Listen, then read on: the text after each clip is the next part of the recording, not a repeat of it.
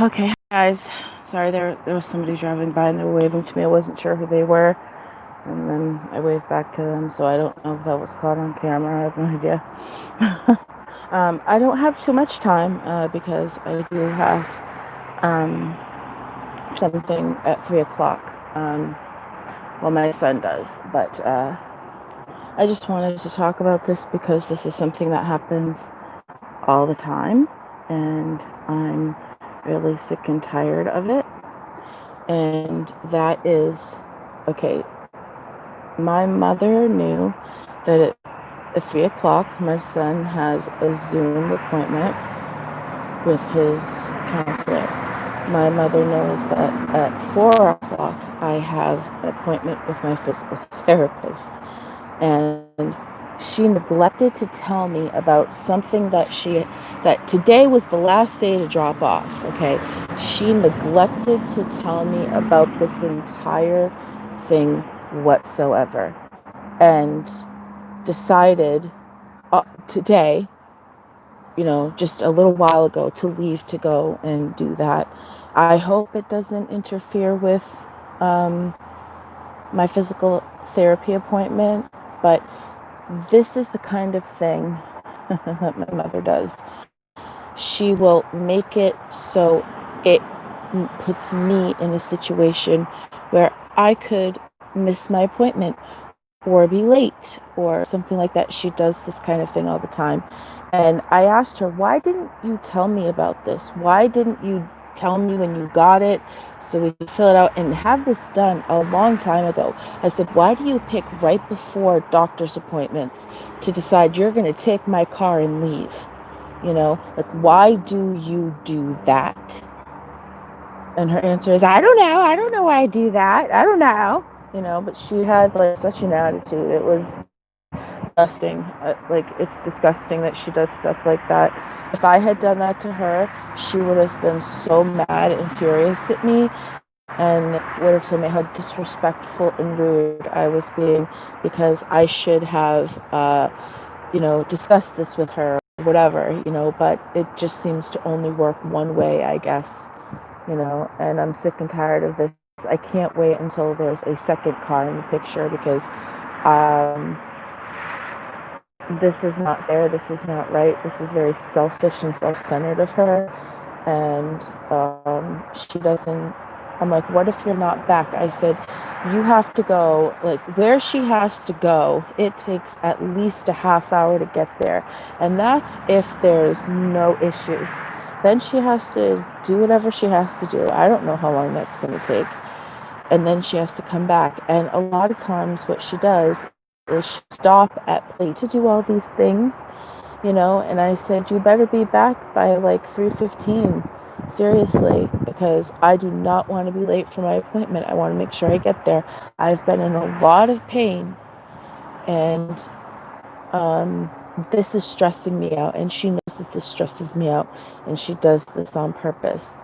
I know she does it on purpose, and if she watches this video, you do this on purpose.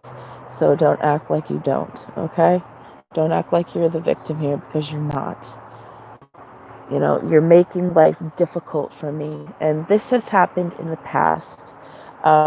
Similar things that have happened in the past, I believe I talked about, was my birthday. The day before, we would be talking about my birthday, like, this is what we're going to do, go to bed early, make sure we, whatever. And then the next day comes, and she's like,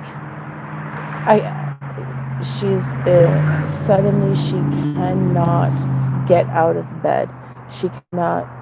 Oh, my phone's ringing. No, I don't want to answer it. I'm sorry if you guys can hear that. I'm just going to let it ring and go to voicemail.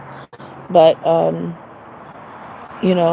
that happened like 3 or 4 years in a row, where when it came to something it had to do with me, she was like, I'm sick, sorry, I can't do this, type of thing.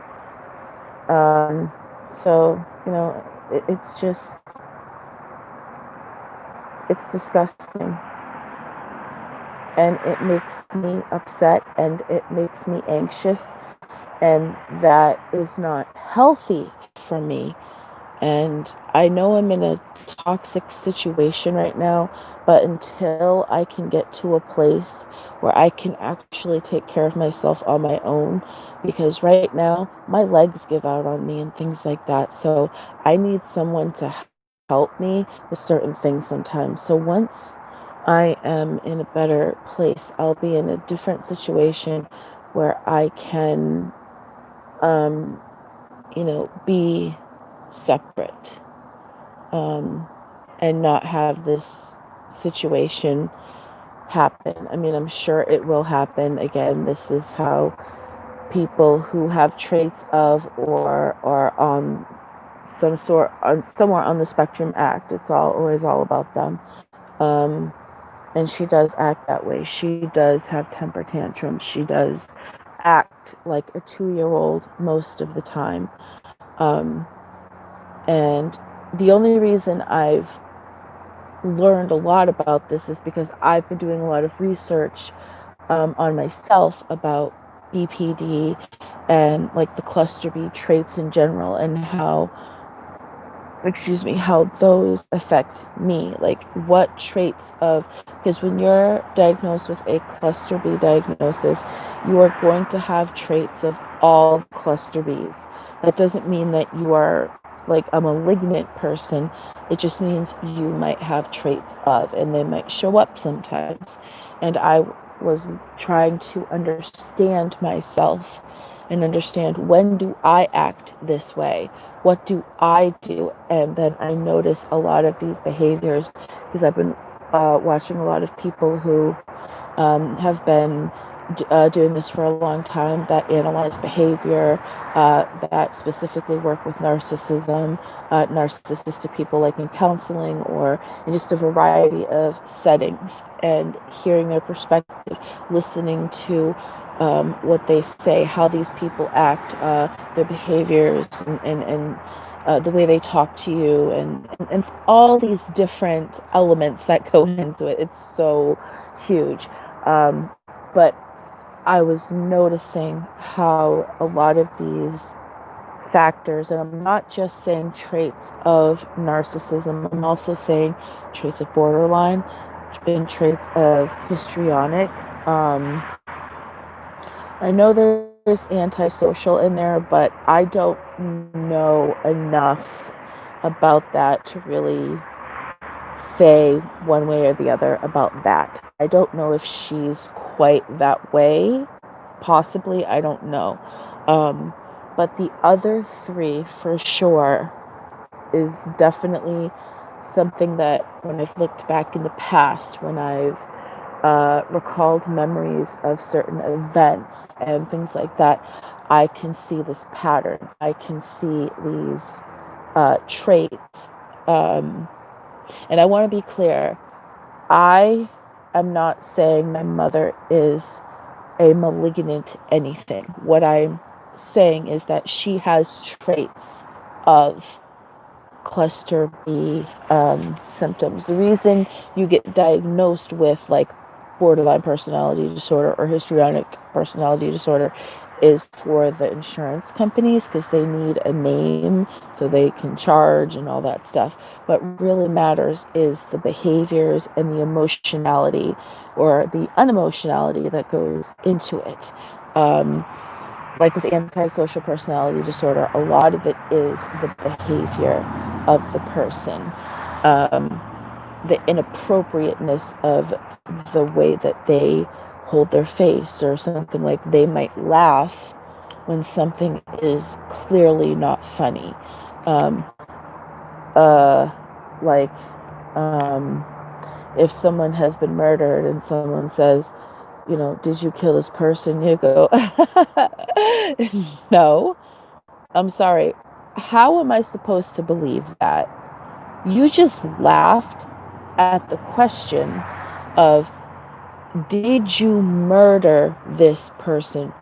You shouldn't be laughing. And that's what I'm saying. Like, there are certain situations where those types of, and that's just an example in general of how somebody might act in an antisocial manner. I haven't necessarily seen that that I can recall, but maybe I have and I just don't remember. A lot of times I'm like, whatever, it doesn't matter. And I'm sorry for the glare of the sun. I was trying to find a place to sit, and no matter where I sat, sorry, let me move. Maybe this will help. The sun was in my face, and I'm sorry. I hope that's better. I'm sorry if that was bothering anybody. I'm trying hard here. I'm sorry. So I'm just saying, like, let's see, it's 2:39. Okay. I'm just saying that I think my mother has at least traits of histrionic personality disorder, borderline personality disorder, and narcissistic personality disorder, along with CPTSD, depression, and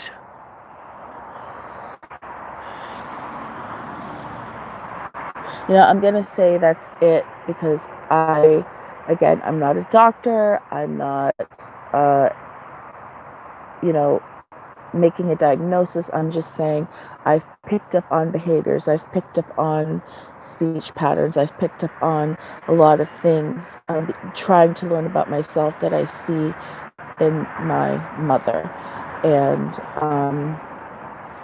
just like any narcissist, if you call them out in any way, like for instance, they can't take criticism, even if it's constructive criticism. Like for instance, when I was in college, my first writing class that I had, or English class, my first paper, we did this thing where they would put us in groups, and we would have someone in the group, we would exchange papers, and then we would read, the person who had the paper would read that person's paper out loud. That way the group could hear it and then give feedback, like, okay, in this section, maybe you could elaborate more here on this X, Y, and Z, or something like that. That's constructive criticism. That is not saying that you're good, bad, or anything. It's just saying this could enhance what you already have. That's all it's saying. And then there's criticism, where you're just criticizing people, saying negative things about them all the time. Like, why are you doing that way? Like, she does that to me all the time. I do not cut onions in a traditional way. I cut them the way I cut them. I cut them how I feel like cutting them that day. There's no rhyme or reason to it, okay? I am not Chef Ramsay. I am not any of those people. It's not that big of a deal to me. But I'll cut something, okay? And she's like, why are you cutting it that way? Why are you doing it that way? Because I'm me. Oh, she's actually back early. No kidding. Wow, she proved me wrong. I'm actually glad about that. But still, she took that opportunity, and she could have, because it has happened in the past, especially with my car needing to go into the shop. What if it broke down or something like that? Physical therapy is important, but I just wanted to talk about that, just to get it off my chest. I still love my mother, but I have to go, so I will see you guys later. I love you. Take care of yourselves. Take care of one another, and I will see you in my next video. Bye, guys. Casey says bye. Bye-bye.